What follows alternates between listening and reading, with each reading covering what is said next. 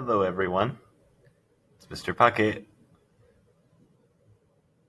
Here I am, ready to do some AP terms. Let's complete our list, we're going to do half the rest of our list, actually, but we're starting the completion of our list. You see, at the end of all this, the end of the 9 weeks, we will have 40 total words on our list.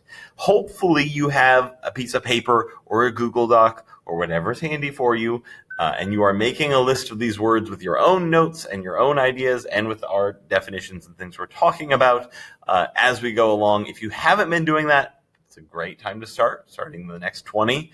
You can always go back and get the previous 20 and whatnot. But anyways, word number 21 today is chauvinism or chauvinistic, 2 words for the price of 1.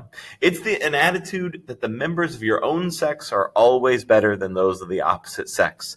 There can be both male and female chauvinism, right? This is also sometimes described as sexism, but it's the belief system that leads to sexist behavior. Chauvinism is. It's the belief that your sex is always better, right?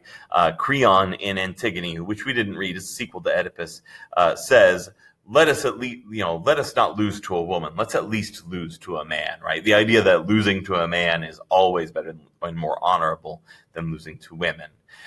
Or, like the idea that, if you walk around saying like, well, all men are pigs, right? Like that's not necessarily, that's chauvinism. That's female chauvinism. Hedonism is the belief or that pleasure or happiness is the most important goal in life. If you go through life with zero cares for the consequences of your actions and you only chase down the things that make you happy and you never do the things that you maybe need to do, you are leading a hedonistic lifestyle. If Mr. Puckett were to never work out and only eat Taco Bell for every single meal and just play Marvel's Avengers 24 hours a day, that would be a hedonistic lifestyle. I also wouldn't like to see it, to be honest. Masochism or masochistic is the enjoyment of pain. It is the pleasure that someone gets from being abused or hurt. Some people say cross country is a masochistic exercise, right? That it is painful and therefore only masochists do it. I disagree. I think when you do it right, the pain eventually leads to something better. But anyways, that's masochism. And there are plenty of cross country runners who don't enjoy the actual pain, trust me. Then we have sadism or sadistic. This is the opposite side of the coin. This is enjoyment that someone gets from being violent or cruel or from causing pain. Sadism is if masochism is the act of running cross country, sadism is the act of being a cross country coach, right? And inflicting that pain upon others. You go run 8 miles.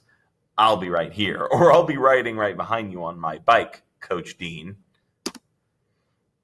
Anarchy or anarchism is the belief that government and laws are not necessary, right? That the world would be functional and fine without these laws and everything would be okay. Not that no one would get hurt necessarily, but that things would, the laws are not worth the trouble. Anarchy is often described as like just crazy riots everywhere, the purge all the time.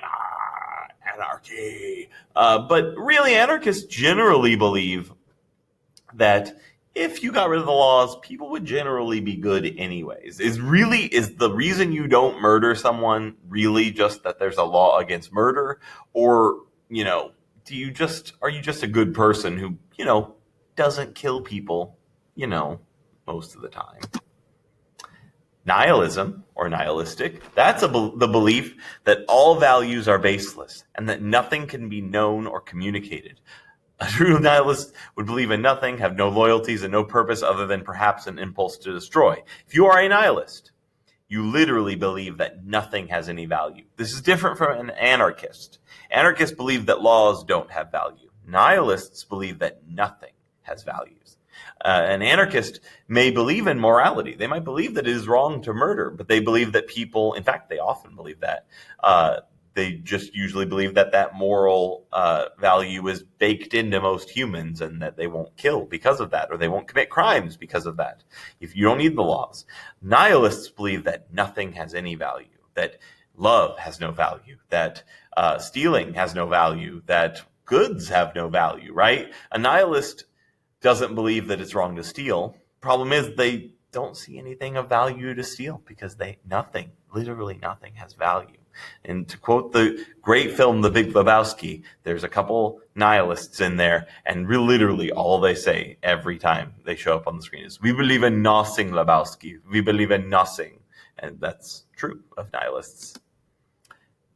Romantic or romanticism. This is a style of art, literature, etc., that emphasizes the imagination and emotions. It's often impractical and unrealistic. Romantic literature is not a novel with Fabio on the cover and a woman swooning in his arms and his hair blowing in the wind as I stare on jealously. No, it's romantic literature is literature that is about your imagination, your emotions. It's not necessarily about relationships or even love. It's about, emphasizing your inner life, right? And that might include love or romance, but it might not. Another ism we have is transcendentalism, a philosophy that which says that thought and spiritual things are more real than ordinary human experience and material things. One famous transcendentalist was Henry David Thoreau.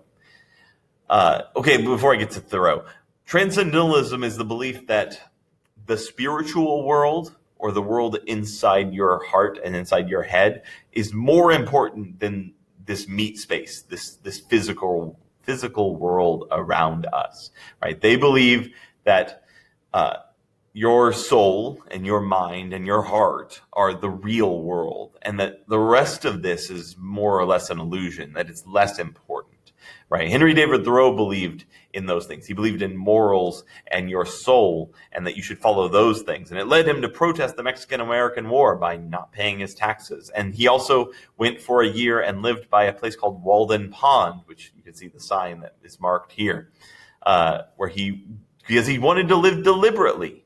He wanted to live in a way where he wasn't just sort of going through the motions, where he thought and valued everything he did, because that's what he thought was important, that your thoughts and your emotions and your soul should decide why everything happens. You wake up in the morning and you get your coffee and you go to the bathroom and you put on your clothes and you go to school. Why?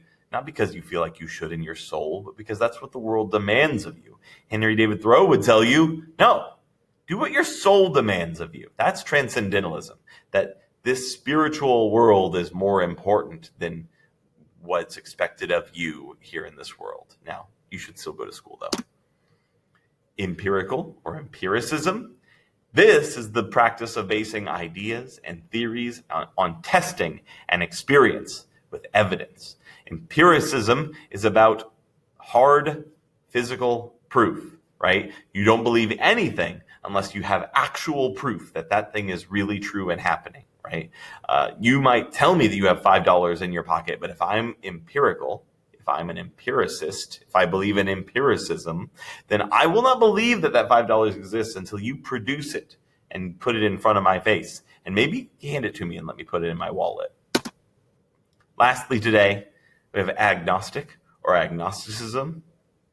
Let me try that again. Agnosticism. That one's a tough one to say without.